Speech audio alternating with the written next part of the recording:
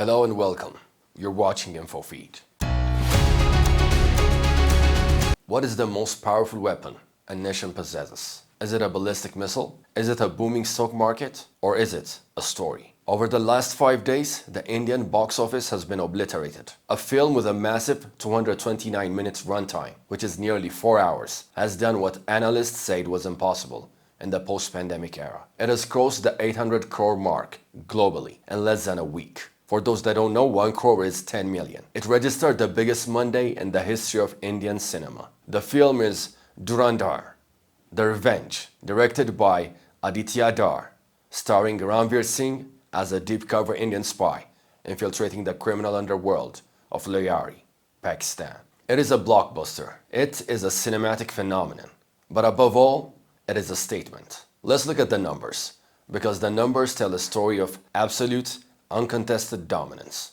Dhurandhar 2 released on March 19, 2026, following record-shattering paid per-views of rupees 43 crore.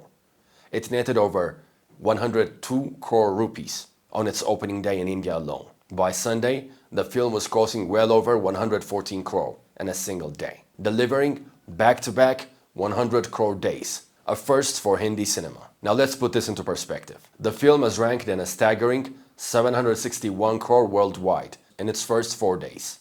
It has outpaced the opening weekends of Pushpa 2, Kalki 2898 AD, and KGF Chapter 2. And how did it achieve this? The film defies conventional Bollywood logic. It is nearly 4 hours long.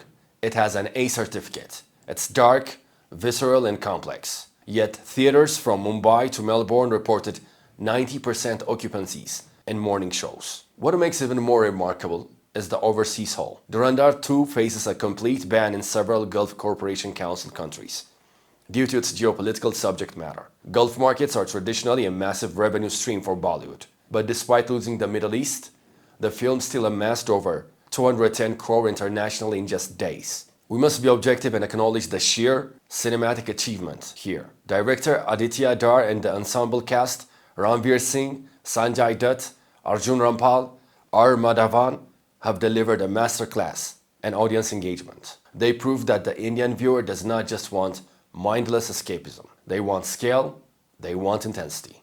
But a movie that makes 800 crore rupees in 5 days is never just a movie. It is a cultural mirror, and we must look at what the mirror is reflecting. Let's look at the content of the film. Dhurandhar 2 is not a fantasy. It is loosely based on real-world events.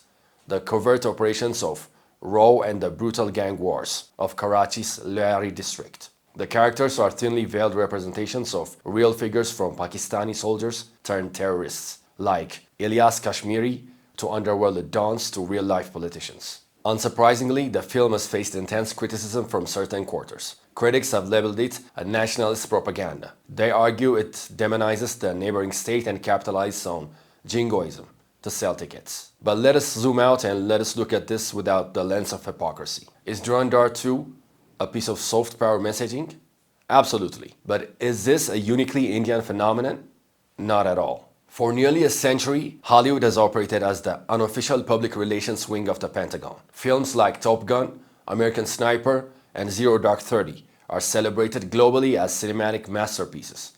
They glorify the American military, they justify American foreign policy, and they often reduce entire regions of the Middle East to mere backdrops for Western heroism. When Hollywood does it, it's called patriotism. But when Bollywood does it, it is suddenly scrutinized as propaganda. India is finally waking up to the power of the cinematic narrative. The overwhelming success of Dhurandhar 2 proves that the Indian audience desires an assertive, muscular representation of their nation on the global stage. They are tired of watching India play the victim in the global narrative. They want to see India play the protagonist. But perhaps the most fascinating story surrounding Dhurandhar 2 is not what is happening inside the theaters, but what is happening on the internet. Because when a movie is this big, it starts to bend reality.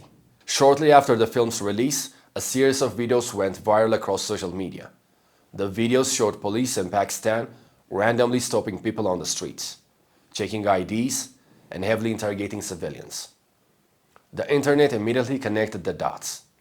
The claim was that the Pakistani authorities were on spy alert, launching a massive crackdown in Karachi because Dhurandhar 2 had exposed undercover Indian operatives. It was a narrative straight out of a thriller. It was also completely false. Fact-checkers quickly proved that these videos were months, if not years old. They were from the routine police operations in Karachi, long before the film was even released. But why did the millions of people believe it? Because the film's narrative is so potent, and the geopolitical tension between India and Pakistan is so ingrained that the public wanted to believe it. This is the danger of hyper-realistic cinema in the age of social media.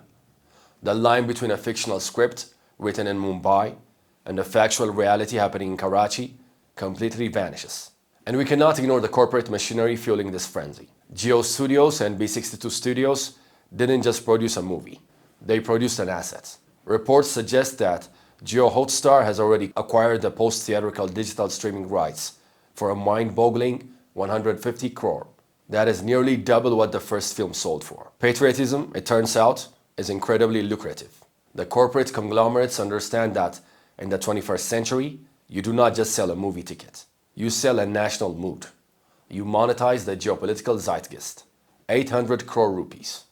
In a few weeks. That number will be 1,000 crore.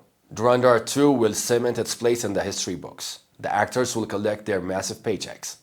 And the studios will start planning part 3. But long after theaters empty out, we must think about what this film represents. Cinema is the ultimate mirror.